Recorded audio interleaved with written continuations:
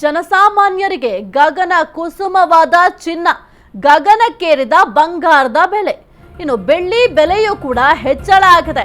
ಇನ್ನು ಚಿನ್ನ ಖರೀದಿ ಮಾಡಬೇಕಂದ್ರೆ ನಾವು ಯೋಚನೆ ಮಾಡಬೇಕು. ಜನಸಾಮಾನ್ಯರಿಗೆ ಬಹಳ ಕಷ್ಟ ಇನ್ನು ಮುಂದೆ ಚಿನ್ನವನ್ನ ಖರೀದಿ ಮಾಡೋದು. ಬಂಗಾರದ ಬೆಲೆ ಗಗನಕ್ಕೇರಿದೆ. ದಾಖಲೆಯ ಮಟ್ಟದಲ್ಲಿ ಏರಿಕೆಯಾಗಿದೆ ಚಿನ್ನದ ಬೆಲೆ.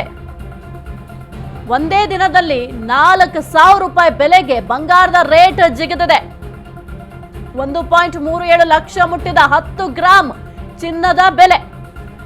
ಈಗ ಎಲ್ಲರೂ ಕೂಡ ಚಿನ್ನ ನಾವು ಖರೀದಿ ಮಾಡಬೇಕಾ ಬೇಡವಾ ಅಂತ ಯೋಚನೆ ಮಾಡಬೇಕು. ಅಷ್ಟರ ಮಟ್ಟಿಗೆ ರೇಟ್ ಜಾಸ್ತಿ ಆಗಿದೆ.